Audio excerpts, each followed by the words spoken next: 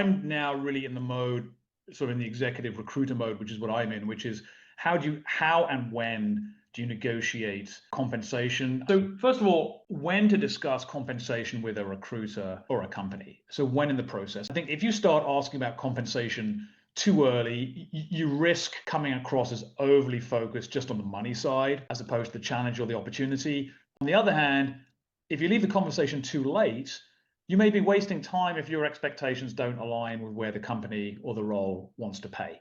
And we'll come to this in a second because increasingly now recruiters and their representatives are essentially trained to ask about expectations, not about compensation history. And the reason for that, Mike, is a number of compensation and pay equity laws have passed on a state level, not a federal level to be clear, on a state level over the last 10 years is where a lot of this is happening, where now recruiters are actually prohibited asking about compensation history. Instead now, and certainly everyone at Spencer Stewart is trained to ask about expectations, not about history. When I ask the compensation expectations question, most people do not know how to answer that question.